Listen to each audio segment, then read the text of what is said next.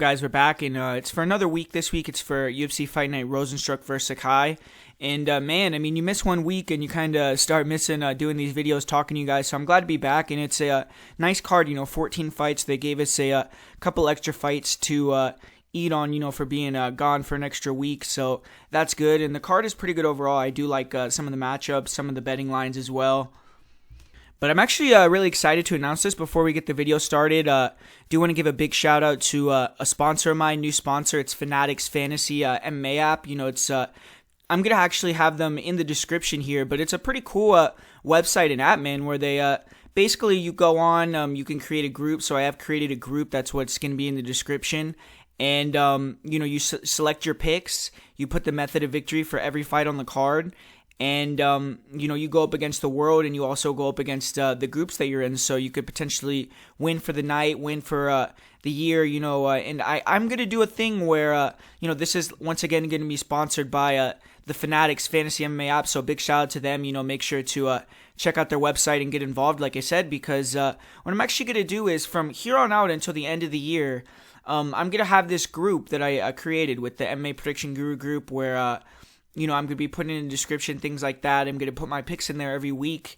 And, what I'm going to do is anyone else that wants to join at the end of the year, I'm going to see who has, the most points or the best percentage. And they're going to win $100 courtesy of, the Get Fanatics app. And, just to thank them for the sponsorship, and thank you guys for checking out the site, things like that. So, if you join, and you keep up with it for the whole year, I mean, it's gonna be fun. I'm sure you could even be in the comments, talking shit to people. Do whatever you want. You could make it interesting. So hopefully you guys get involved in that. Like I said, I'm gonna put it down in the description.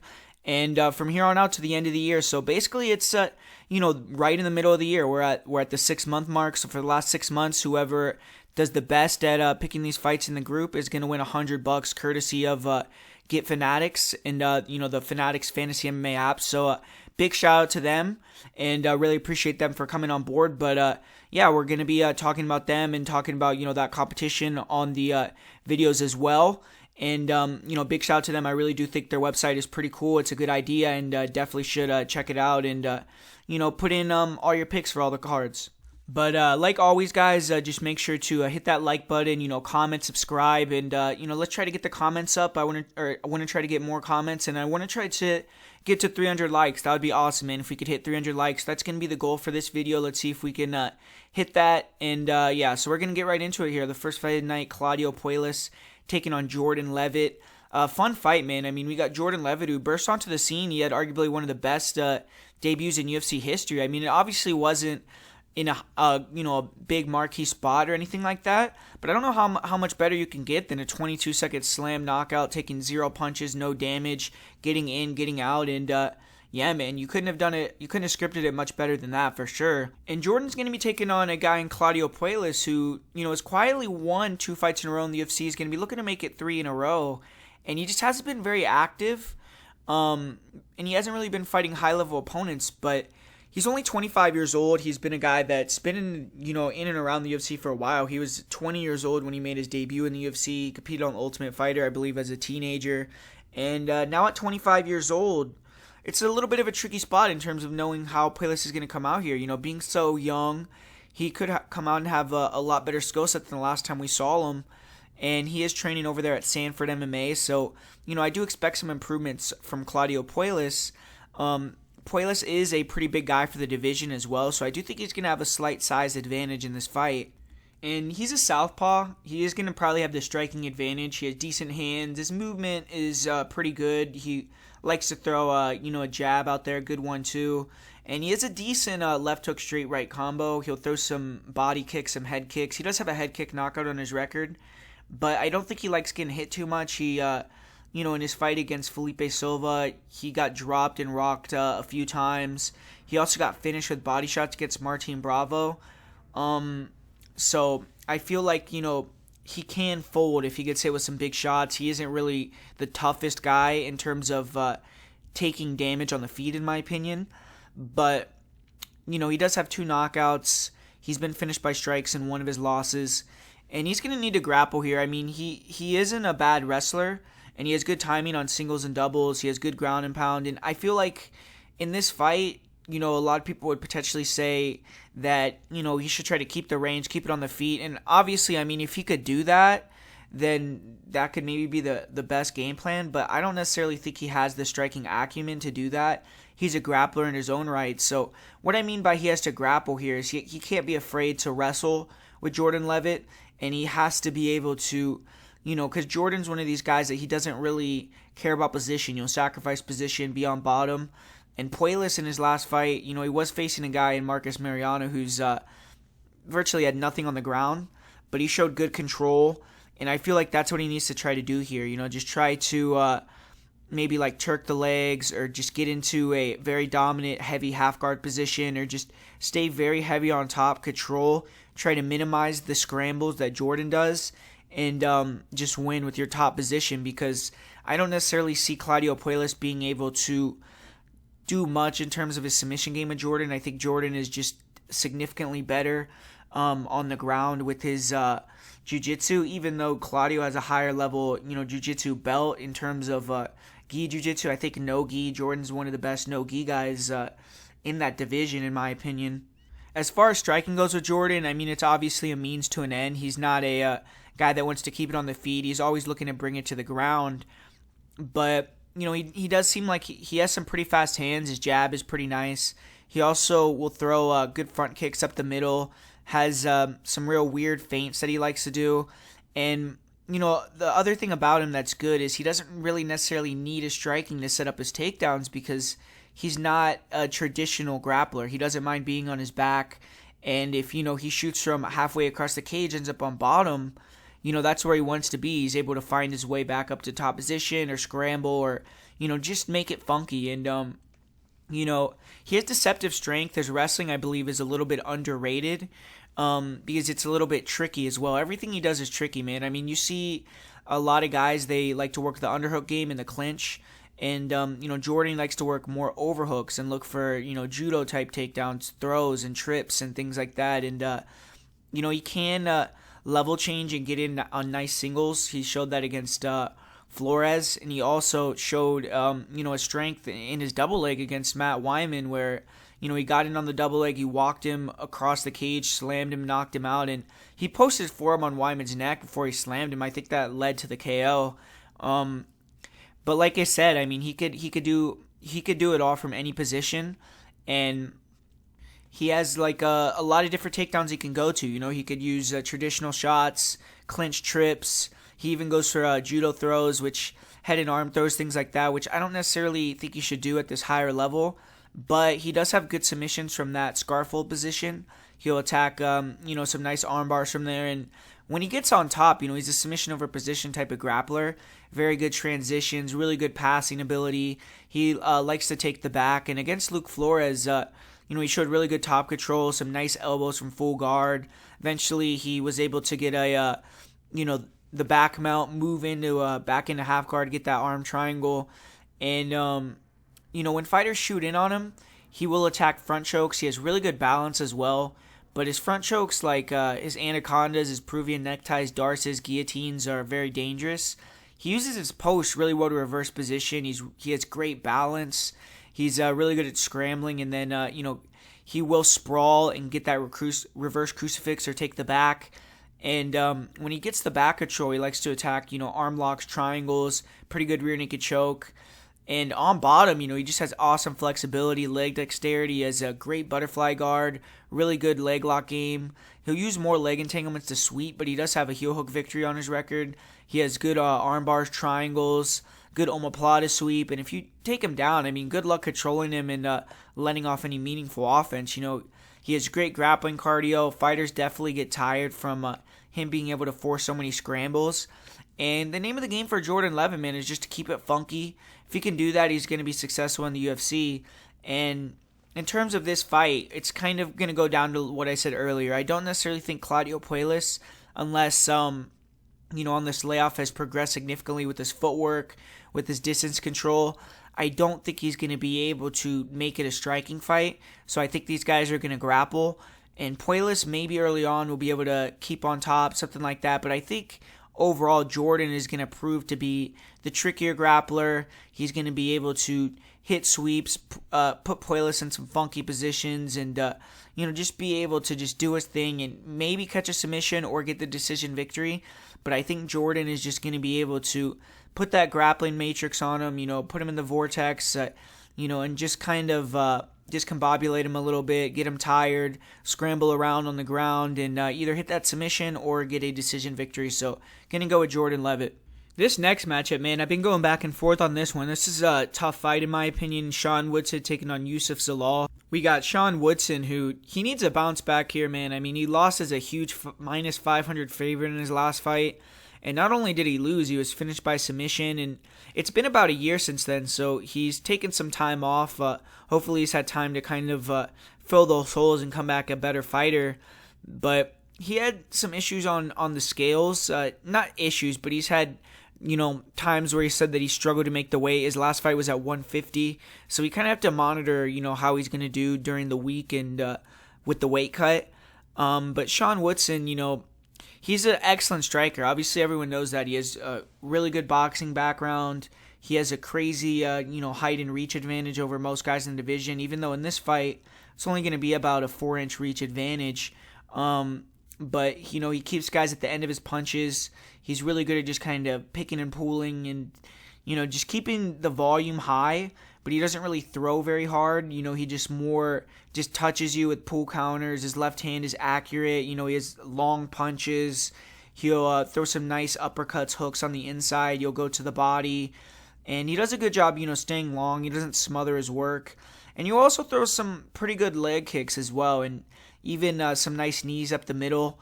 But we did see in his last fight against Julian Erosa, if you can kind of eat his power and forward pressure, you can get him a little bit tired. And, I don't really think Woodson is a very good grappler. His wrestling is not that good. His link sometimes helps him defend some takedowns, but, he allows opponents to enter takedowns fairly easily, getting on his legs or the body lock.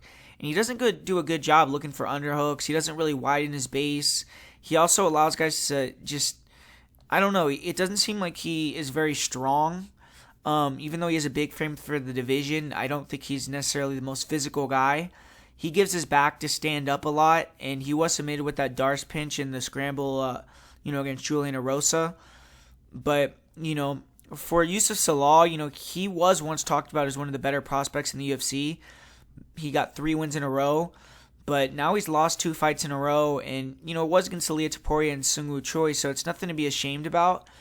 But, 3 losses in a row wouldn't be a good look for Zalal. To me, this fight's going to come down to controls the range because both these fighters are used to being the longer fighter. Zalal, he does a good job keeping it at kicking range, and he has a good reach and range control himself. So if he can keep it at kicking range, throw some low kicks, front and round kicks up the middle.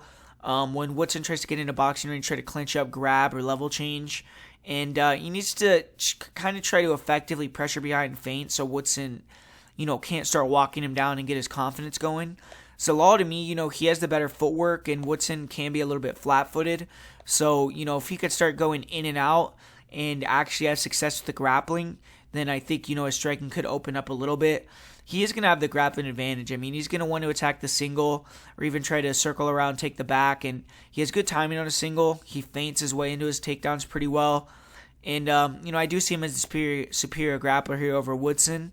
He needs to look for the doubles against the cage, too. I feel like those will be effective. And he has those same long arms as Erosa, to attack the front chokes. He has 2 Darce wins. And his submission defense is solid. We saw him survive some deep submissions against Topuria. Woodson, he's a very good boxer, but to me, he's still a bit green. He has great hands. He has fast combos. If Zalal does any of that stupid flying knee shit or he comes forward sloppy, he will get touched, but he does have a good chin. And Woodson, doesn't really show power. He doesn't really throw with power. I feel like Zalal has the best timing on his takedowns and level changes. He feints his way into him better than any fighter Woodson has fought yet in his career. And I think he's going to be able to get Woodson to the ground. And I feel like he has the better cardio. So I'm actually going to go with Zalal here. I see him using feints, pressure, low kicks, mainly his grappling to take the fight. I could even see him snatching up that Darce or some kind of front choke. he's going to be looking for, the submissions and the scrambles. But, I do think the smaller cage maybe does kind of favor Woodson a little bit. And if it was in the bigger cage, I would maybe be a little bit more confident. But I'm still going to pick Zalal here. I just feel like, he's at Factory X. He's at a really good gym. He's had 2 losses in a row. They're seeing this opponent here who's pretty one-dimensional, pretty green. And they have to come in here with a good game plan. He has to get it done. So I feel like Zalal is going to be able to do it. I think that he takes his career very serious. But this is a fight that I think is pretty close on paper. This next fight, we got a female fight with Marina Moroz taking on Manon Fiorot. And Manon Fiorot, she had a great entry into the UFC. She knocked out Victoria Leonardo with a head kick in January. And she is making her US debut here. So that's something you kind of have to look into. She is a little bit older, at 31 years old. And she has finished her last 4 wins by knockout, 6 wins in a row by knockout. So she is on a good run. Her competition, she's won 6 fights in a row. Not 6 fights in a row by knockout, sorry. But she's won her last 4 wins by knockout. But her competition level, has been nowhere near the level of Moroz's. She's flashed potential, though, and this is definitely a great test to see exactly where she stands in the division. Fiorot, she's a karate stylist. She has that long, wide stance. She switches stances. She has a really good arsenal of kicks, and she controls distance pretty well. She likes to look for those straight punches. And as far as her hand combos go, she only really likes to throw the 3-2s and 2-3s. Sometimes she'll throw 1-2s, 1-1-2s. But that's really it. And, she has good hand speed, though, with her punches. And when she goes forward and puts combinations together, she does look pretty dangerous. She has that ability to close that distance really well from her karate background. And you see her karate background as well in her kicking game. She has a really good lead leg side kick. She uses it almost as a jab. And she will attack with the rear leg as well with body kicks or high kicks. She was able to hurt Leonardo with the high kick. And Leonardo is a fighter who's been susceptible to high kicks in the past, though. But Fiorot's high kick is pretty solid. In that fight as well, Fiorot, it did look like, not Fiorot, it did look like her opponent Leonardo broke her forearm very early in the fight. It actually looked to me when I was watching it like she broke her right hand, but, after the fight, she was spending 6 months for a broken forearm, and you could see she kept touching it, and, she wasn't as good as she could have been. So Fiorot, even in that fight, got a little bit of a break. Fiorot will mix in some spinning attacks, and recently her Superman punches have been in her finishing combinations. She's good at using the Superman punch to set up the high kick, and when she hurts a fighter, she will go for the kill. She can be low volume sometimes, and she can get backed up, kind of look for one-shot attacks. Fighters who pressure her tend to make her uncomfortable and make her look to grapple. So I do see Marina Moroz trying to pressure Manon Fiorot. Manon Fiorot is a well-rounded fighter. She likes to mix it up, and she has good offensive grappling. She is physically strong as well, very strong. She's, her nickname, The Beast, is a good nickname. And, she mauls a lot of girls. She doesn't have a ton of offense from, the clinch position, but she's very strong there.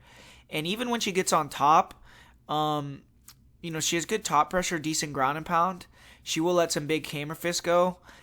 But a lot of the time, Fiorot will just stay in guard, not look to pass, just stay heavy, not really do much. She will look to take the back if the opportunity comes. But she doesn't really look for rear naked chokes. She more just looks for a ground and pound. She has no submission wins in her career.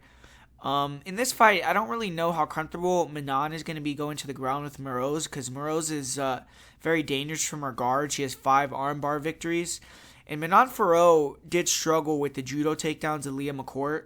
McCourt was able to hit several hip tosses, and she was even able to get the crucifix at one point. She was able to get fairly close with a couple submissions. But Fiorot did show her athleticism and explosiveness. She was able to create some good scrambles. And she almost jumped on the back when McCourt went for the head and arm throw in the second round. So, she showed some good things on the ground, but I do think on her back she's a little bit weak. Cardio-wise, I do feel like Fiorot can bring it for 3 rounds. She has good cardio, but a lot of her fights are finishes. For Marina Moroz, she's definitely going to be the more experienced girl. She has more UFC fights than her opponent has MMA fights total. And she got thrown in the fire right away. She got put in there with Joanne Calderwood. Since then, Moroz has been in there with some other high-level girls like Angela Hill, Carla Esparza. And most recently, she's kind of established herself as the gatekeeper to the top 15 at 125. her last two fights, she was able to turn back promising prospects as the underdog, and that's the same spot that she's in right now against Ferro. And Moroz definitely improved her skill set since moving to American Top Team. Something that I feel is a little bit overlooked with Moroz is how young she still is. She's only 29 years old. She entered the UFC at 23. And all that high-level experience is definitely an advantage over Ferro. Ferro's actually the older fighter at 31 years old. But Marina Moroz, she's a good boxer. She has a really nice jab. She switches up the target with it. She throws a lot of 1-2s, but she does a good job attacking the body with her jabs and crosses and then opening up the headshots. And she will look for that left hook. She has nice kicks also, and she's just a very tough chick. She could take damage, wear damage, and still come forward. And she puts a lot of pressure and volume on, which she probably will be throwing more volume than Manon Ferro. She did make her fight with Angela Hill pretty competitive by being able to match her volume, work the kicks and the long punches. Moroz is known for her activity. I mean, even if she's been criticized for not landing a lot in the past, she could fool judges by throwing a lot of strikes, and she just has a workman-like style. But she doesn't check kicks, and I think she's going to be at a big hand speed disadvantage in this fight. She's a little bit more deliberate, slow, steady type of style. Ferro's definitely the better athlete, more dynamic girl. And Moroz did take some major damage in the third round of her last fight. When fighters can walk her down and keep the range, not fall into the clinch, they really can put some damage on Moroz. Moroz ate some hard front kicks to the body.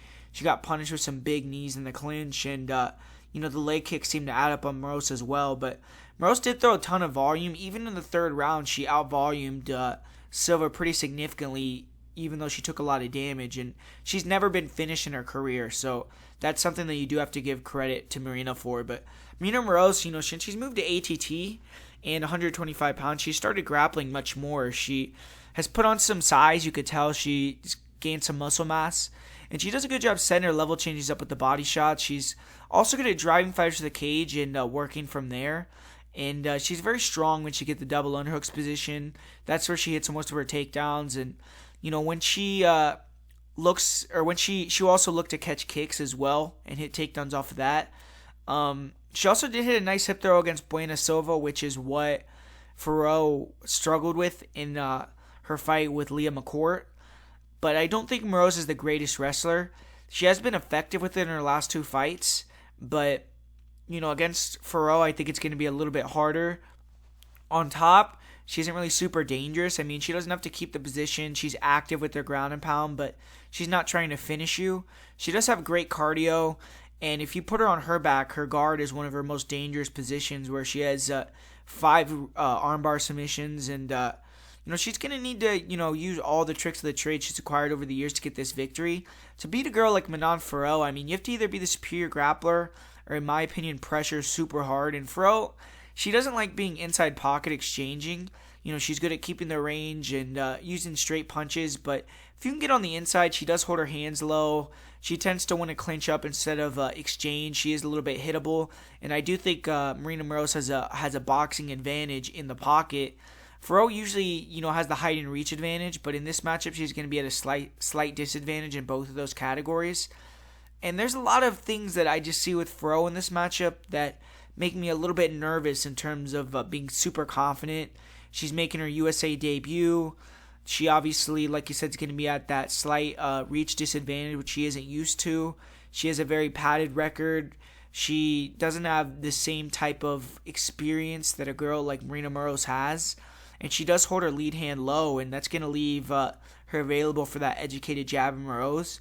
But in this fight, I think Ferro is going to need to, just keep her same style. Be aggressive, punch more than she usually does, but use her straight shots and speed to counter Moroz. Make her pay for trying to use that volume. And she is going to have a hand speed advantage, and I think even like foot speed advantage. So I think she's going to be able to get in and out of range, keep Moroz at her distance. Moroz is the best fighter that she's ever faced in terms of range management.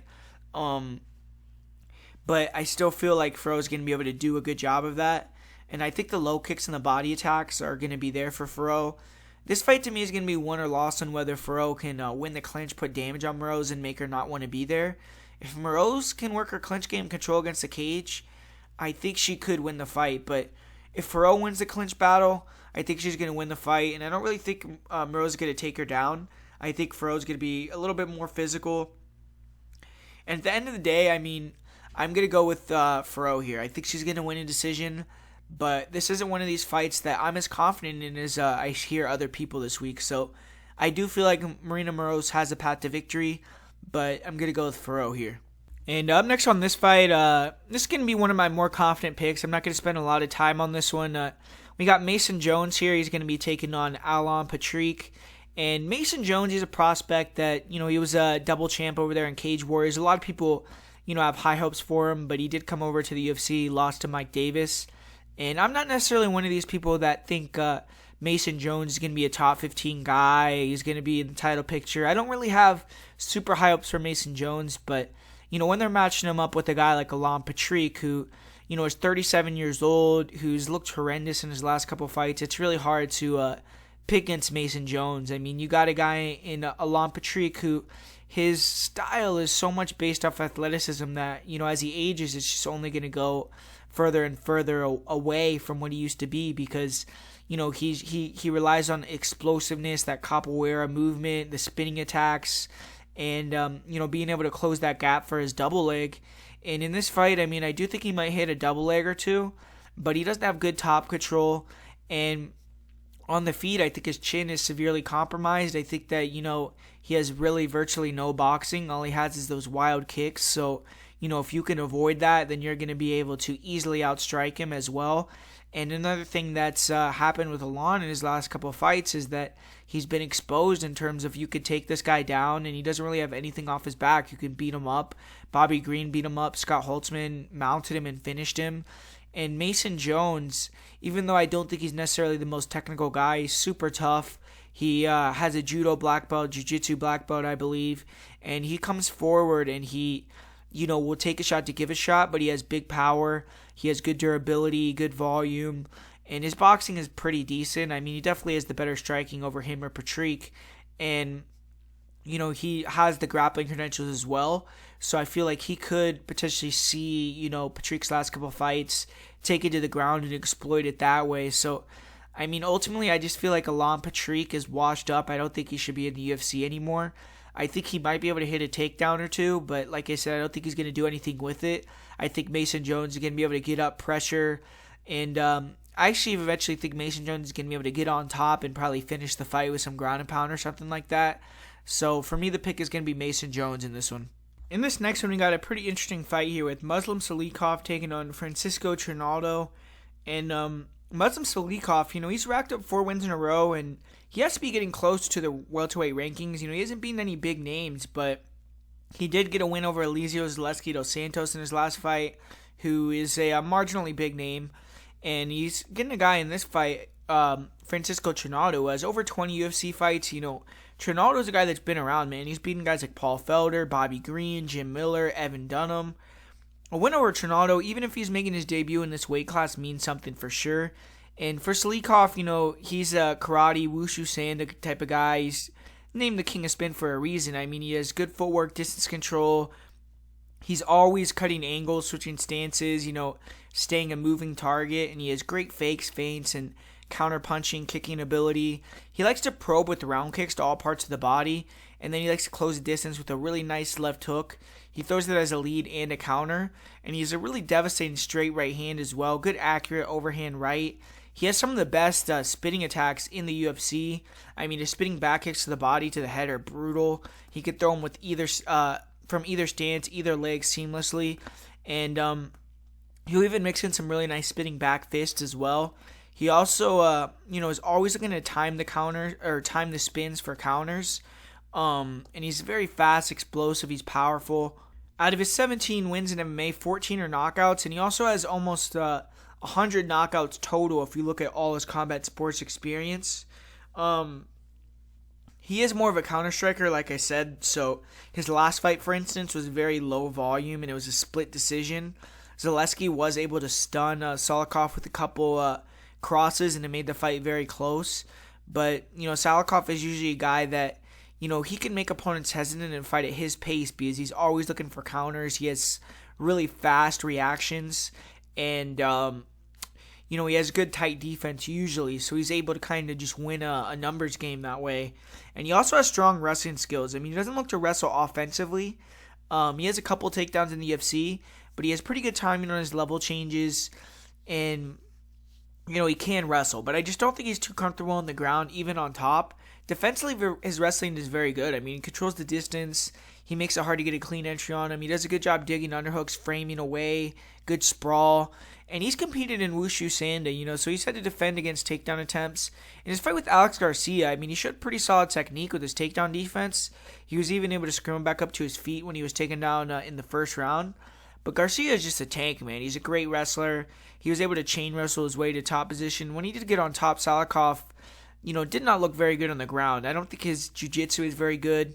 He quickly gave his back, and he got submitted with the rear naked choke. And he was submitted with the rear naked choke in his first career MMA loss as well. His cardio does seem to wane a bit, and if he's forced to grapple or fight at a high pace, his striking style, usually will get worse because he doesn't have that same type of speed, pop, and movement. But, like I said, he can usually make fighters fight at a controlled pace because of his counters. In the Garcia fight, when Garcia made Salikov work in the first round, you could see, the mouth bleeding, the fatigue from Salikov. And in the third round against Laureano Staropoli, he was pretty tired as well. I feel he grappled in that third round against Staropoli because, he felt like his gas tank was kind of going away. But he's 36 years old, so every fight is pivotal. He can't afford to take a loss here. For his opponent, Francisco Trinaldo, he's been around for years. He's had a stellar UFC career already. He's competed basically at 155 pounds his whole career, but after several weight misses, he's finally made the move up to 170, 42 years old, so it's probably the right decision to stop cutting weight. And he's only 5'9", though, so we have to see how he matches up against these big welterweights. In this fight, he's getting a fighter, around his size. He's going to be looking to strike, so it shouldn't be a big issue here. And Trinaldo, he's a well-rounded fighter. On the feet, I don't think he's going to be much competition for a guy like Muslim Salikov, though. He is a southpaw, and he has some power, but he doesn't really have overwhelming power. I believe that knockout over Jay Herbert was his first knockout since his UFC debut in the UFC. And, he does have a big overhand left. He likes to counter as well. That's why I think this fight could be kind of a snooze fest on the feet, because Trinaldo likes to counter with counter hooks, overhands, counter knees. And, he does have a good jab, but I don't think he's going to be able to land his jab on a guy like Salikov. He'll also attack the body, which I think he's going to be trying to do. But I feel like, his kicking defense has kind of not been that good. We saw James Vick kick and move on him. We saw Alex Hernandez kick and move on him. We saw Kevin Lee drop him with the head kick. And in exchanges, I think Trinaldo's going to be in big trouble with a guy like Salikov. I don't think he should exchange with Salikov. But, his chin is very good. He's never been finished by strikes in over 30 fights in his career. And he's going to be the better grappler in this matchup for sure. I mean, he's extremely physical, and I feel like he's going to be trying to get in the clinch. He has good, elbows, knees from there. We've seen him finish guys with elbows before in the clinch. And he doesn't have great traditional wrestling, though. When he can get in the clinch and get his hands connected, he will try to circle to the back and, get slams. On top, he has good control and ground and pound, big punches, big elbows. He'll try to jump on guillotines. And, he doesn't have any submissions in the UFC, I don't believe. But he will try to jump on guillotines, arm triangles. And, I do feel like if he can get on top cement position on a guy like Muslim, he could potentially hit the submission. But I think it's going to be hard for him to necessarily hit a takedown, to be honest with you. I think that Salikov's movement is going to give a lot of trouble to Trinaldo. I think he's going to be able to land, and I don't think Trinaldo is going to be too confident to exchange. I think he's going to be real hesitant, a little bit gun-shy, and I think Salikov is kind of just going to get ahead on the numbers, and I think if Trinaldo starts to open up later down the stretch and try to maybe catch Salikov or try to, get back in the fight, that's where I could see Salikov maybe even getting a knockout, be the first guy to put Trinaldo out in his career. But for me, the pick is going to be Muslim Salikov. And up next year in this fight, we got Tanner Boser taking on Ilir Latifi. And Boser, he couldn't get past the Arlovsky test, but he's not getting a significant step down in competition, man. He's getting another tough guy in Ilir Latifi, so the UFC still must see something in him and want him to get kind of back on that horse. I am surprised a little bit at the line, seeing Boser at a minus 200 favorite. I don't really, I feel like it should be closer than that, but Boser is the natural heavyweight. He is a low volume striker. He kind of likes to work behind his kicks and counter punches. He will throw some jabs. You'll throw elbows when opponents try to close the distance, and his leg kicks are probably the best part of his game. He will throw some, round kicks, front kicks, body head, some 1-2s. He likes to throw that counter left hook or right hook when he's moving backwards and overhand rights to try to catch guys. But he's pretty flat-footed. He doesn't really tend to go first much, and he likes to be on the outside. He does pick it up as the fight goes on usually. He will start cutting off the cage, switching stances, and picking up the volume a little bit. He is hittable, but he has a really good chin. I've seen him take some bombs and, basically show no ill effects. He has 9 knockouts, but he's definitely more of a volume guy, even though his last 2 wins were pretty disgusting KOs. He has some speed, so I feel like, he may be able to have a hand speed advantage in the pocket in this fight. And, but I don't really, think Boser is necessarily super dangerous on the feet. I don't think he's going to pose a big knockout threat to a guy like Ilir. And we haven't really seen Tanner Boser's grappling in the UFC. He's never attempted a takedown. He has 100% takedown defense, but he's only had to attempt to defend 2 takedowns, one against Rafael Pessoa and one against Rogan. And in his fight against Denis Smolderov, he did show some okay takedown defense against the cage early, but he couldn't get his back off the cage, and Smolderov was able to time some easy takedowns when Boser would throw his right hand. He would just run right through Boser with a strong double leg. In the third round, Boser looked tired. He got taken down early in the round, controlled for pretty much the entire round. And his opponent was able to just sit in half guard, throw ground and pound until the bell ended. But I haven't really, been able to see in many other fights that Boser had to fend off many takedowns.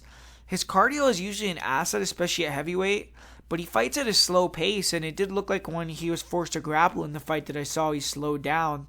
And he's only been finished 1 time. He's never been submitted. The only time he's ever been finished was that 6-second knockout against Tim Hague. But for Ilir Latifi, he has good counter straight and a good left hook. He'll feint the level change, come with that overhand right. And, he's explosive, he's fast, but he's obviously going to be looking to get it to the ground. He has strong takedowns, really good single leg. He'll get lifts and slam guys, good control, good chain wrestling against the cage.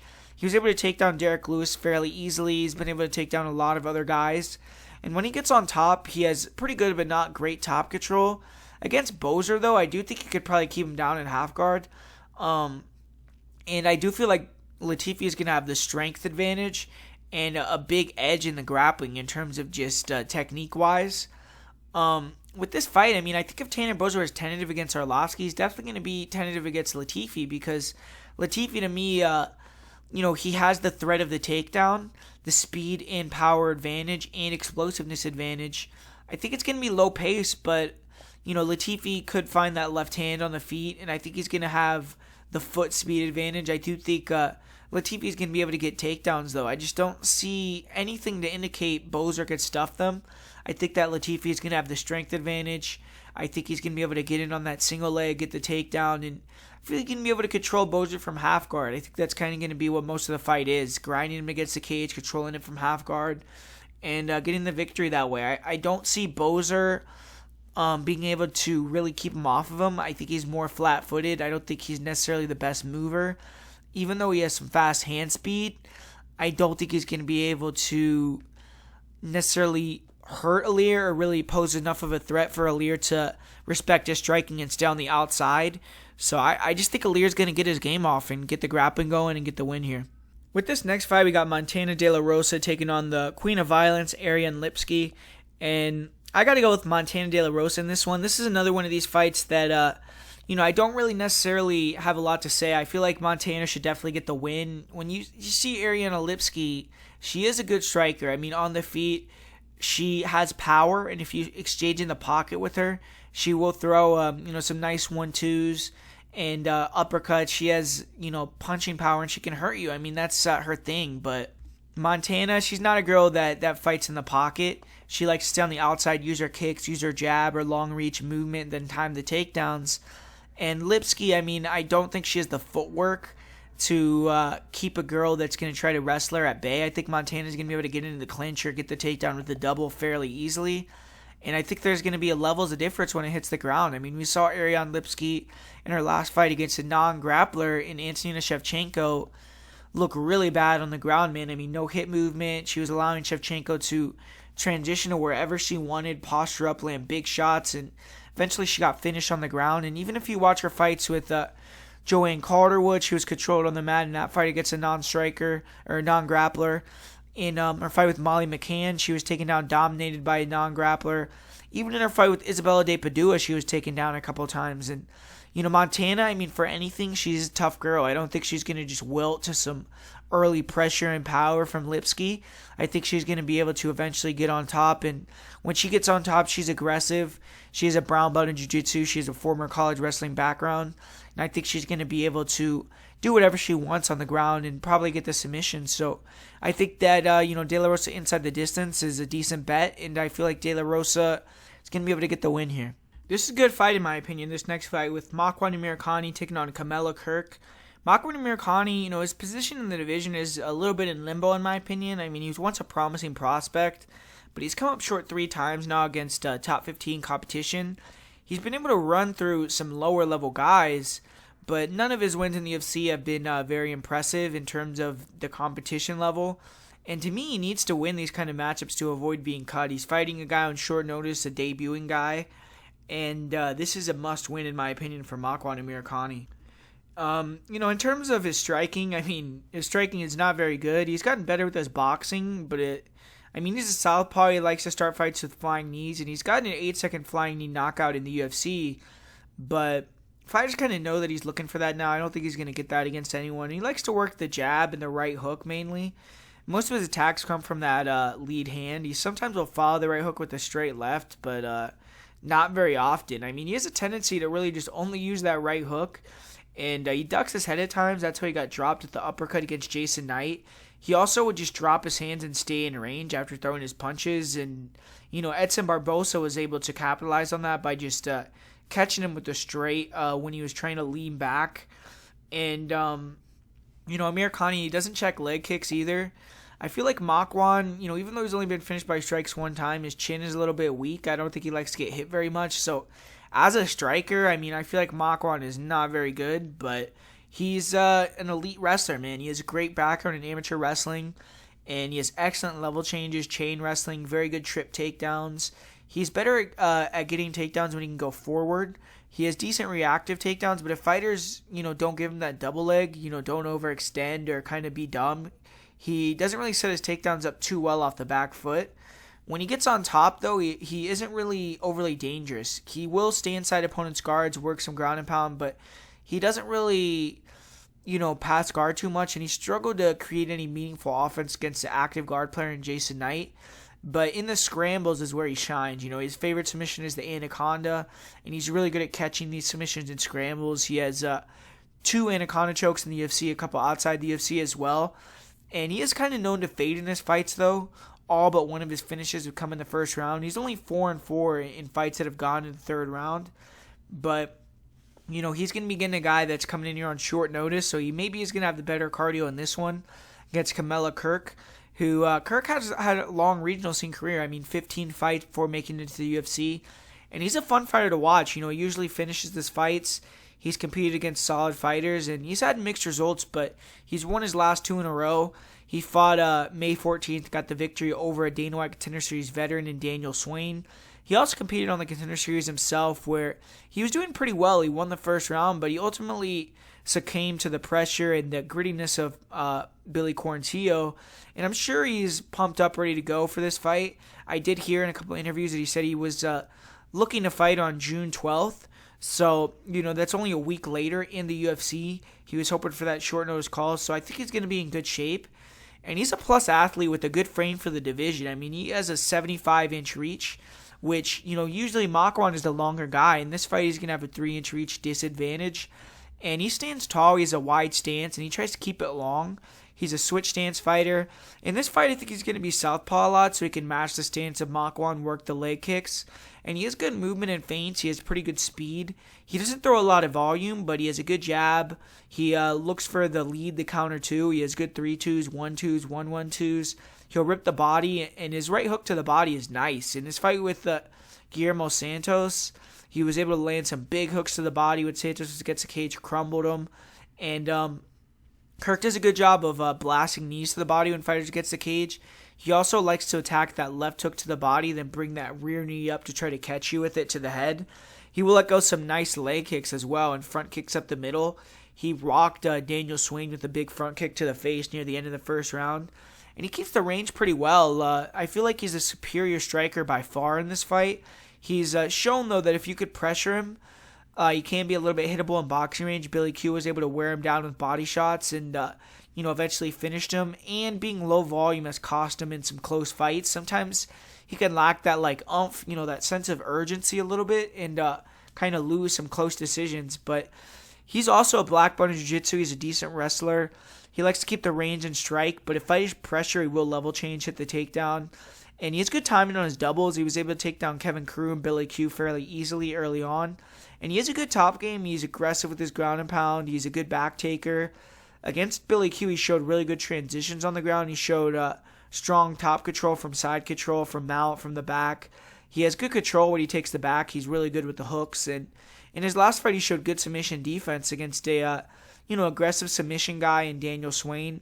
Swain had a pretty deep bite on a couple of arm bars, but Kirk was able to get his way out of them. And Swain even went for a knee bar, but Kirk was able to hurt Swain with some big shots when he did that, moved into mount and finished the fight.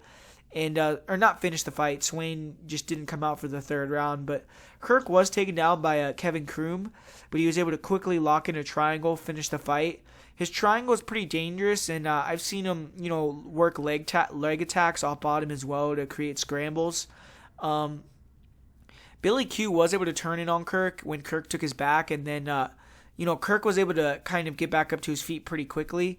But, I do kind of wonder, if he's going to try to keep it standing or try to attack the grappling against Amir Khani. I haven't really seen many fights where Kirk has to defend a lot of takedowns or spend a long time off of his back, which is going to be kind of a different look in this fight if he does have to do that. One of the only times I saw him off his back was when he got that quick sub against Kevin Crew with the triangle. But one thing I will say about Kirk, which is what I said earlier, is he lacks that kind of sense of urgency sometimes.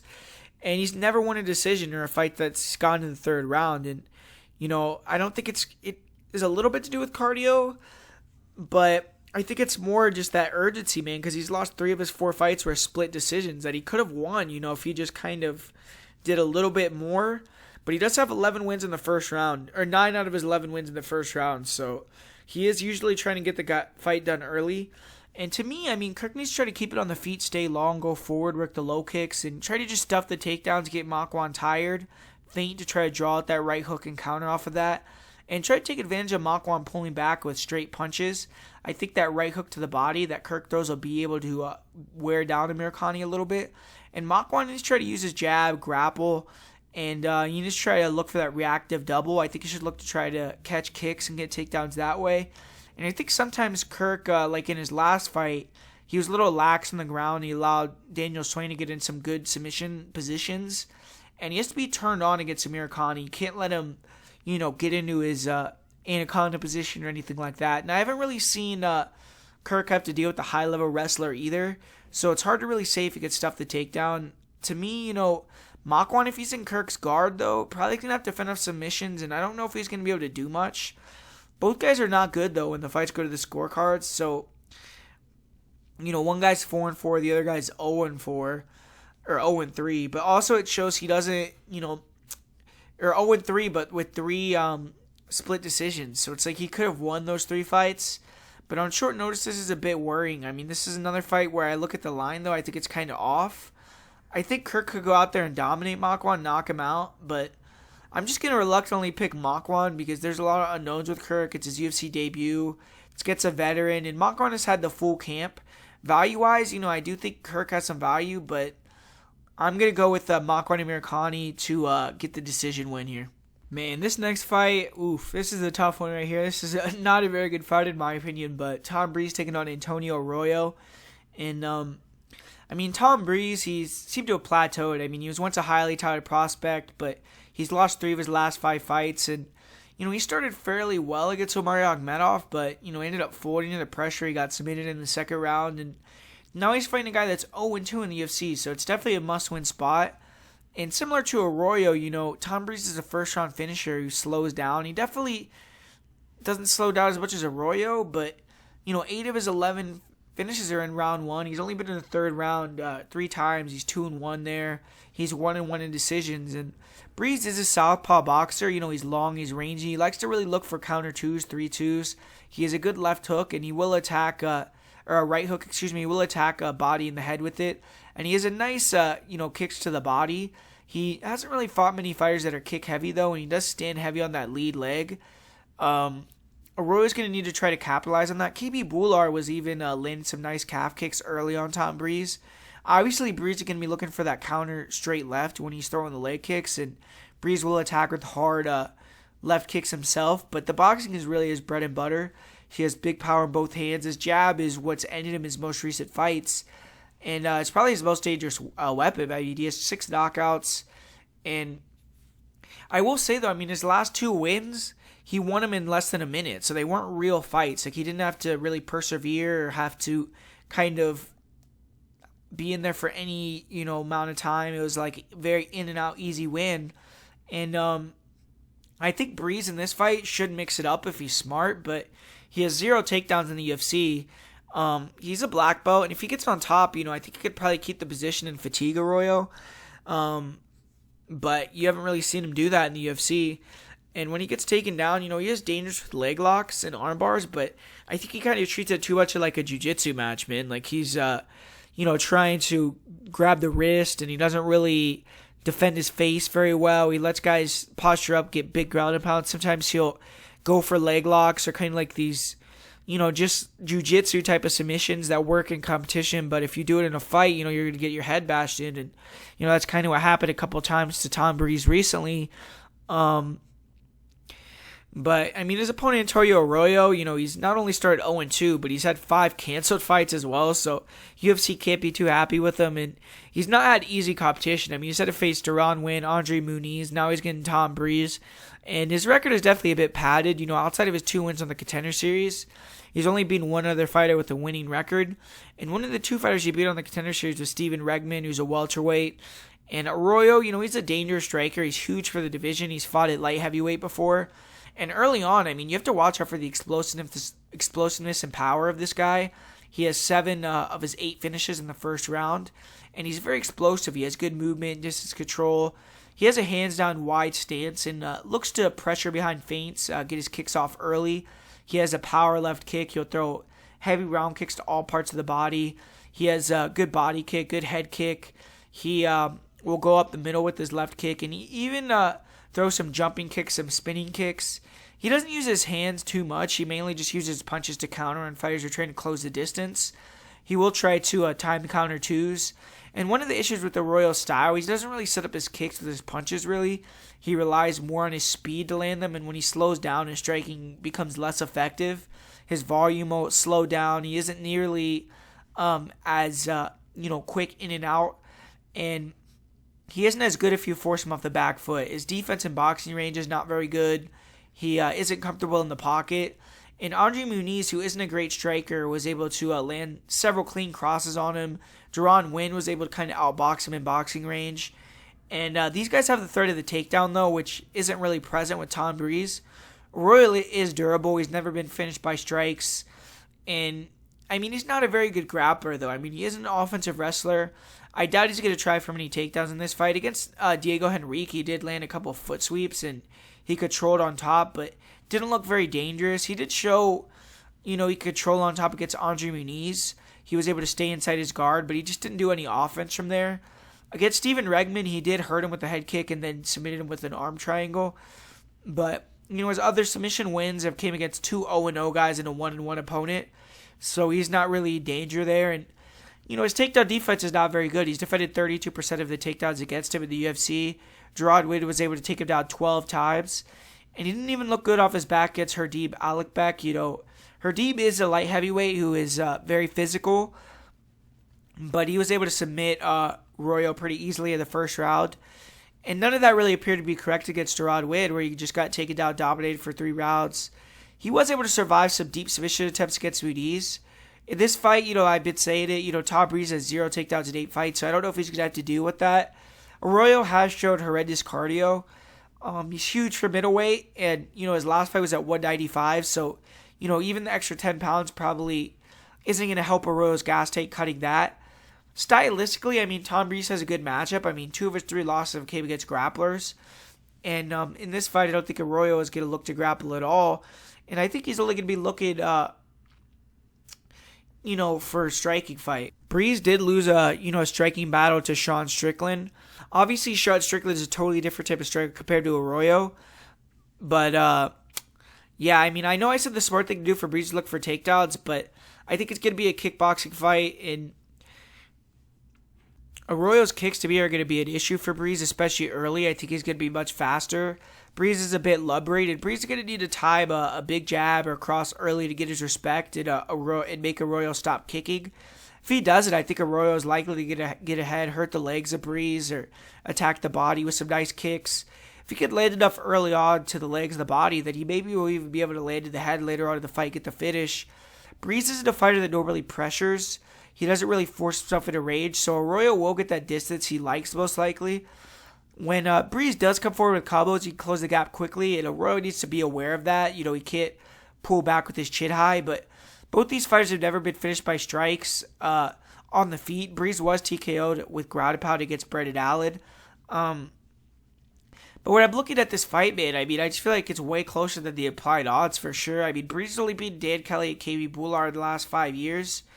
And, even though Arroyo isn't a great fighter, it's going to be a kickboxing fight. Arroyo's last 2 fights he's had to deal with guys shoot at his legs the whole time. I think he's going to be welcome to this type of fight. And I'm actually going to go with the Hoyo. I think he's going to be able to use his kicks, his movement, and just be the more dynamic guy. I think Breeze is going to kind of, I don't know. I just don't have any trust in Tom Breeze, man. So I'm going to go with Antonio Hoyo to get the win.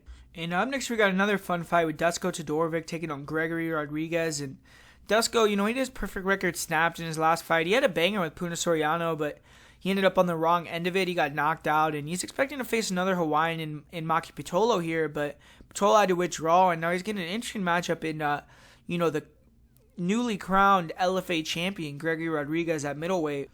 And, when you look at both these guys, they're good prospects. Dusko Todorovic, he, it's a good mover on the feet. He has a nice jab, good head movement, slips and rips, and he likes to double jab his way into hooks, overhands. He has nice kicks with both legs. He can fight from both stances. And, though, the thing about him, though, you saw in his last fight, which is totally exploited, is just his defense is horrendous, man. He gets backed up, and then he just tries to use head movement. He leans back. His chin is right there to get hit clean.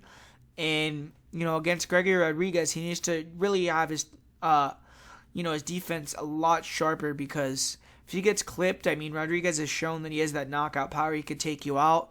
And Dusko, he's shown in other fights he can grapple. He was able to dominate Daquan Townsend. He was able to control Teddy Ash against the cage and grind him out. And in this fight, I think he may try to kind of grapple with Gregory Rodriguez. But, Gregory Rodriguez, he's clawed his way back to the UFC. He has to be commended for that. In September of last year, he was on the Dana White Contender Series, and he got knocked out in the first round. And his prospect of being in the UFC anytime soon after that looked gone. But he didn't sulk. He got right back on the horse. He signed with LFA. He got back-to-back brutal knockouts, and he won that LFA middleweight tournament. He got the belt. And now he's right back in the UFC. He beat Josh Fremd on May 21st. He was a 2-1 underdog. And, in 2 weeks later, he's going to be fighting again. And his win over Fremd was a first-round knockout, so he didn't take much damage. And Rodriguez is a dangerous fighter, man. He's a forward pressure fighter. He has a really nice jab, good 1-2s. He has a really nice straight right hand, which was on fire in his last fight. Big power in his left hook. And in his fight with Al Matavo, he dropped Matavo with a really nice left hook, then finished him with an uppercut. And he has a really good counter straight right and right hook. He has one-punch knockout power in his right hand. His left kick is really nice, hard body kicks, good head kicks. One thing I didn't like, though, was the reactions of Rodriguez when he got hurt against Jordan Williams. Williams was able to back Rodriguez to the cage, force him to trade. And in the pocket, if you could force Gregory to trade, he's a little bit stiff, and he keeps his head on center line. And he got tagged with a big left hook. And from there, Rodriguez, he didn't move his feet much. He was just trying to grab And eventually he was trying to throw back and trade with Jordan when he was really hurt, and it got him knocked out. So I didn't like his reactions when he got hurt. But I do think, his striking is seriously improving leaps and bounds. And you see him, he was at Kings MMA. Now he's over there at Sanford. And he's getting some really good coaching. And, he definitely is improving. But he's also a super strong physical fighter. He's a former jiu-jitsu world champion. And he's a great back taker. He has good control and ground and pound from there. He also likes to stay in that wrestling right position. Mat return opponents, tire him out. He doesn't really look for rear naked chokes. He more looks for arm bars from the back. And, he's heavy in mount. He has good front chokes. He likes to pull guard for guillotines. His takedown defense isn't that good. He will try to use the guillotine to sweep, but sometimes he can end up on his back. If you watch his fight with Tanner Saraceno, he was controlled on the ground for, a portion of round 2 and 3.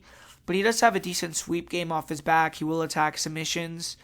And, he's a BJJ world champion, but to me, jiu-jitsu is top control. Really aren't super elite for MMA. But this is a good fight. I think both guys have a chance to win at range. I think Rodriguez is going to be very dangerous for Dusko because he's longer, he's composed, he has good feints, he has very sharp counters, he has straight long shots. And Dusko pulls back with his chin high. Rodriguez is going to have a 2-inch reach advantage. He's going to have the height advantage, which most of Dusko's fights, he's usually the bigger guy in there. And against Teddy Ash, Dusko struggled with the boxing defense, the boxing style. Even against Daquan Townsend, he looked vulnerable in some exchanges. But he's usually able to bail himself out by clinching up, holding opponents against the cage. And 9 of his 10 wins are by TKO, but most of those are ground and pound. I don't really necessarily think he's a high-level enough grappler to make this a grappling match with Gregory. I think Gregory is going to be able to deny the takedowns or be the better grappler. Dusko's going to be faster, probably try to move around and work his low kicks, find that left hook.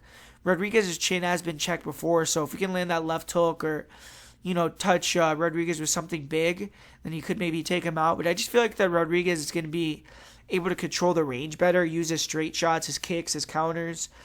I think he's going to be too physical to grind against the cage or take down to dominate. I do think Dusko could, maybe win a striking fight, but I'm going to go with Gregory Rodriguez to catch him here and knock him out. I think Rodriguez is going to be able to land that kill shot and get the finish. Yeah, and up next here, this is a great fight, man. We got Santiago Ponzinibbio taking on Miguel Baeza. And Miguel Baeza is getting a solid step of competition. He's won 3 straight fights in the UFC.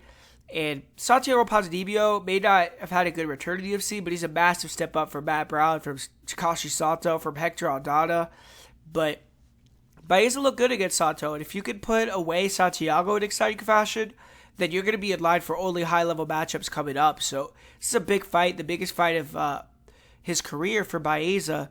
For Santiago Ponzinibbio, his stock crumbled in January. He put a 7-fight winning streak on the line against Li Jingliang, and after 2 years away from the sport, Ponzinibbio just got viciously knocked out in the first round, and he needs to rebound here. He needs to win to stay relevant. This is kind of a make-or-break fight for his career. I do feel like he kind of, in his last fight, was a bit more flat-footed. His footwork didn't look as good or as elusive. But this is going to be a great fight. This fight isn't going to go to the scorecards, in my opinion. Santiago Ponzinibbio is an all-action machine. I think he's either going to get in the pocket, overwhelm Baeza, or Baeza is going to walk Ponzi onto a big shot, knock him out. I see both fighters trying to destroy each other's calves. I think they both can be effective with the leg kicks. As far as movement goes, I think Ponzi has some of the best movement in the division, and he has really good feints, and I think it's going to be hard for Baeza to really get off with his kicks from range on an opponent who's moving that way. I think Baeza is going to try to worry about working the leg kicks and looking to try to just stay sharp defensively, work his counters. If he can catch Ponzi coming in with a clean counter, I do think he's going to stun him or put him out because Ponzinibbio, I'm just not sold on his chin. He got dropped with a jab twice against Sean Strickland. Lorenz Larkin put him out with punches. Li Jingliang put him out with punches. He was put out once on the regional scene as well. And I do think he can catch Ponzi coming in with the counter, stun him or put him out. And Ponzi's going to be looking to back up Baeza, capitalize on some of the tendencies Baeza has in boxing range. He's going to need to work his jab early and often, set up the combinations off that. Try to attack long combos against Baeza when you back him up. Baeza in the pocket, he has good head movement. He'll roll with shots, then return with crosses or 1-2s or 2-3s, but he doesn't seem the most comfortable there. He holds his hands low. His lead hand always drops in the pocket. and sometimes he allows fighters to take the front foot and come forward with combinations so he can counter with the two. And, if fighters get there first, they can stun him. Victor Reina was able to slip and rip and hurt him a couple times. Matt Brown hurt him a couple times. So Baeza, he does sometimes leave himself out there to be touched up. And Ponzi, I do think definitely could get the knockout. I kind of think it's kind of like a 50-50 fight because both these guys are well-rounded. They're both black belts, so I don't think Baez is going to be able to take him down and dominate him like he did a guy like Sato. I think it's going to be a kickboxing fight. I think both guys could get the finish, but, to me, Baeza, he's undefeated. He's shown really good recoverability. He's shown a good chin, whereas Ponzi, to me, is kind of, his chin has shown that it's not that good. So I'm going to give the fighter that has the durability edge, the youth edge, and kind of just being at a better stage in his career, the win here in Miguel Baeza. But to me, this is like a 50-50 fight. I'm going to go with Baeza, though. In this next fight, we got a Roman Dolidze taking on Laureano Staropoli. Roman Dolidze, made the drop down to 185, and for the first time in March, and I didn't really think he looked very good against Trevin Giles, but with one weight cut behind him, maybe he'll perform a little bit better. He was expecting to face Aliso Di Chirico in this spot, but Di Chirico's pulled out, and he's fighting an unlikely opponent in Staropoli. Staropoli was a 170-pounder. And one thing, right away you have to think about in this fight is Roman is going to be a guy that fought at 205, fighting a guy that normally fought at 170. So that's a big advantage for him, in my opinion. In terms of the striking, I don't really necessarily think Roman is the best striker. He's a little bit slow and plodding for that division, especially 85s. I thought he was even slow at 205. But he has decent technical boxing, slipping and ripping ability. And he also can use that kick. He landed that high kick against his debut opponent in the UFC, Kadesi Ibragimov, and knocked him out.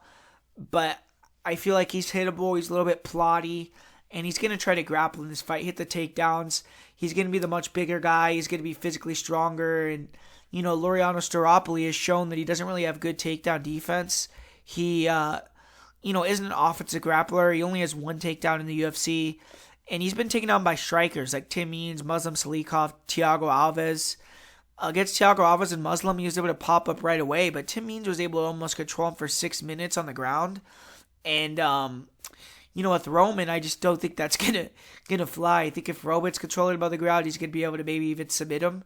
But Staropoli, this needs to push the pace, try to get in the pocket, throw some combos, use his speed advantage, and it is dangerous to throw with Roman in the pocket, but he's going to have the speed advantage and be able to get in and get out, I feel like.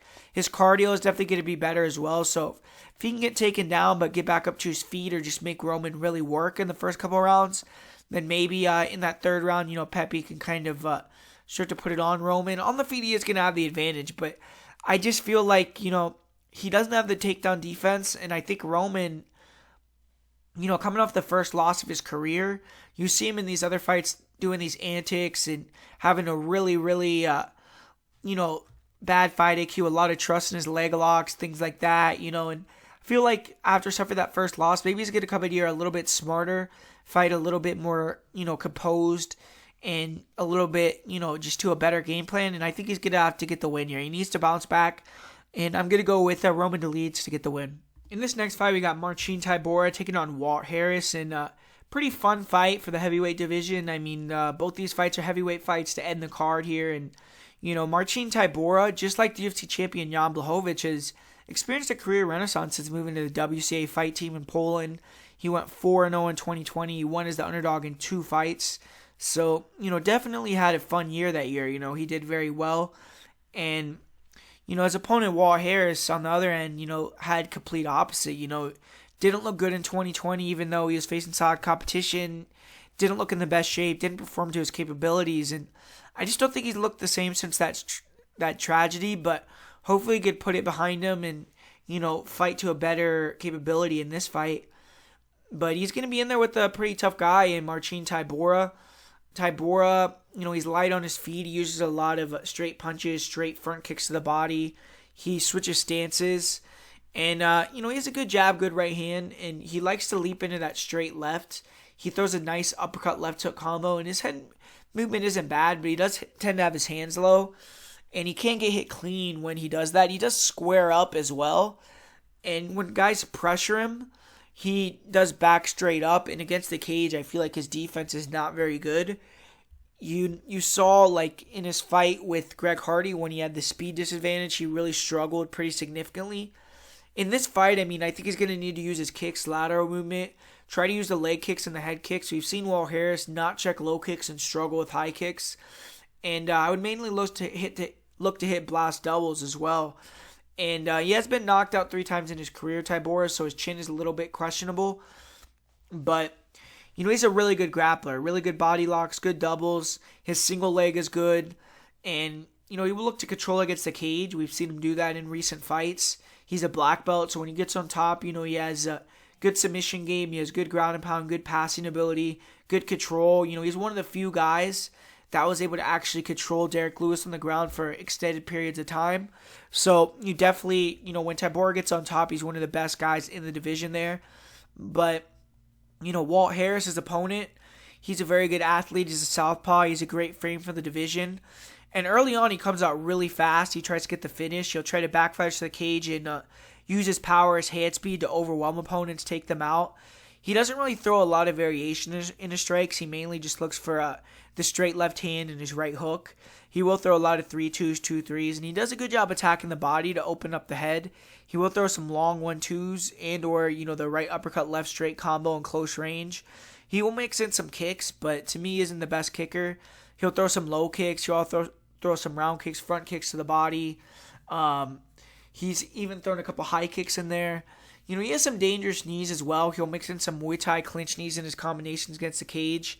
Even stunned Alexei Oleinik with a flying knee.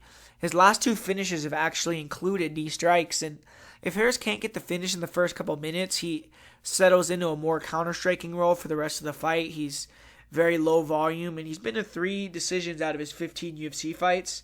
In those 3 fights, he's only averaged 25 significant strikes per 15 minutes. So that's only a little bit over 8 strikes a round. He's barely landing anything in those fights. And he struggled with the forward pressure, the jab, the body kicks of Volkov.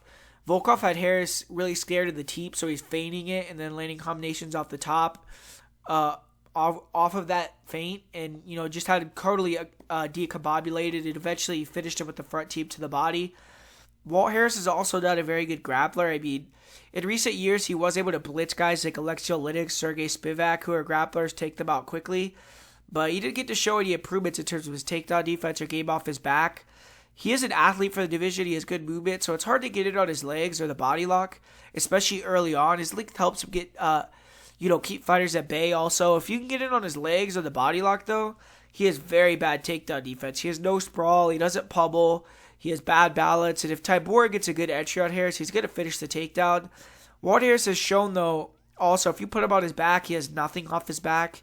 He got taken down one time against Alistair Overeem and, got put in a severe pain, man, took a lot of damage. And then second round, he got dropped to the head kick, finished off on the ground.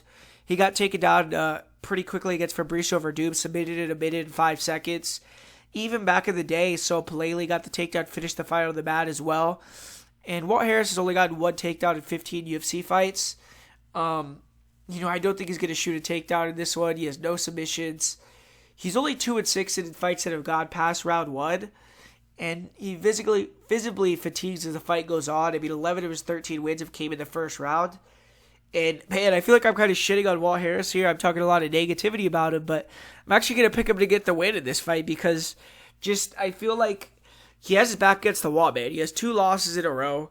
He's 37 years old, so if he loses this fight, I mean, I don't know if the UFC would cut him, but they easily could, and I know he doesn't want that to happen. He came over, he's been trained at Extreme Couture in Las Vegas, so he's definitely getting some really good training in, and I just feel like he's going to be able to, early on, close that gap, use his athleticism to overwhelm Tybura against the cage and take him out. We've seen him, that happen to Tybura before. I don't think it's really his defense in the pocket is very good, and I think Walt Harris is going to be able to do that and take him out, but this is another one of these fights where it's like if Harris can't get that finish early on, it's going to go downhill most likely. Tybura's going to either get a takedown in the second or third and finish the fight or win a very easy decision most likely. But I'm going to go with Walt Harris. I think that he needs this victory, and he's going to get it. So I'm going to go with Walt Harris to get the win, first shot KO. And in the main event here, we got Jairzinho Rozenstruik taking on Augusto Sakai. Two guys that are strikers that are pretty decent heavyweights, young guys for the heavyweight division, really big guys. I know they have Sakai at 6'3", Jairzinho at 6'4", but Augusto's the taller guy. I mean, just look at their face-offs when they fought Alistair Overeem. Augusto was taller than Reem. Jairzinho was a little bit shorter. And Augusto's going to be the bigger guy there. He's a huge guy, man. He's probably cuts weight to make 265. He has a gigantic head. And he's super durable. He's never been finished in his career. And that's something that you have to kind of take into account because Jairzinho Rozenstruik, if he can't finish you, I don't really necessarily think he's going to be able to get the win in most of his fights. In MMA, he does have one split decision win, but even if you look at his fight, his last fight with Sorogan through no volume, his fight with Overeem, no volume, was going to lose that decision. And even if you go back, look at his kickboxing record, man, his record in kickboxing and in decisions is not very good. He always loses decisions in kickboxing as well. So that's just his thing, man. He's looking for the knockout with the jab or the counters. If he doesn't get it, then, you're probably going to be able to beat him. But he is explosive. He has 5-round cardio for a heavyweight. And, he keeps the power for 5 rounds. So he's a dangerous guy because he only needs one. He's pretty technical. He's fast. He's sharp. He's a better athlete than most of these heavyweights. He's more explosive, quicker, better technique. But he just doesn't let off a lot of volume. He backs straight up. I mean, if you watch that fight with Alistair Overeem versus Jairzinho, that was all I needed to see. I was actually leaning towards Jairzinho getting the victory in this fight. I thought he was going to be able to get the win just by being the superior athlete, better striker. If they kept it at range, he might be able to just touch Sakai a little bit more than Sakai touched him, maybe eventually land that big counter and knock him out. But when I watched that fight with Overeem versus Jairzinho, the ability that Overeem had to back up Jairzinho so easily at the beginning of every round, get him against the cage, was pretty startling to me, man. Overeem was able to easily control in the clinch. He was able to control when he got it to the ground. And Augusto Sakai, he's a guy that does have a very good clinch game, but he's super durable. And I feel like he's one of the better movers for the division, even though he's a little bit slow with his hand speed. He, can pop his shoulders, and he's able to kind of move around on the feet on the outside. And he has good distance control, good range. And he does a good job of blitzing forward with a combination, getting it against the cage, holding you there in the clinch, kneeing you to the body. And I feel like he could do that against Jairzinho, man. He just needs to close the gap effectively, get him in the clinch, and just work the body attack, work the knees, work the uppercuts. It's not going to be a fun fight to watch, but I think he could do that effectively all night. And I think even at range, I feel like Augusto Sakai is going to be throwing the more volume, and Jairzinho is just going to be very few and far between with his offense, man. And Jairzinho, to get a knockout on a guy like Sakai, who's never been finished by strikes, who's, like I said, very durable, huge guy. If you watch his fight with Blagoy Ivanov, man, he was eating some clean punches right to the chin, not even reacting. And I feel like Sakai's going to be a very hard guy to knock out. And even if you watch his last fight with Overeem, he had great cardio until they started grappling. And Jairzinho's not going to grapple with him, so I don't think he's going to slow down. I think the 5 rounds isn't going to really be an advantage for either guy. So I'm actually going to go with Sakai. I just have more faith in him. I think he's going to have more ways to win with the clinch game, with the volume striking. I don't think he can necessarily get a finish. I don't really think he's going to be effective with his wrestling either, but I do think he's going to be effective with his clinch game and with his volume attack. I think he's going to be able to do more than Biggie Boy and get the win here. So there you have it, guys. Those are my predictions for UFC Vegas 29. UFC Fight Night Rozenstruik vs. Sakai. It's a very good card. I picked quite a few underdogs, and I do like some betting opportunities. So, like always, if you were to check out the Patreon, I'm going to be putting out some KSW videos, LFA videos. We got Dana White Contender Series coming up. We got a lot more Bellators coming up. So there's going to be a lot of content over there, man. You don't want to miss out on that for sure. And we've been doing good. We've been making some money over there.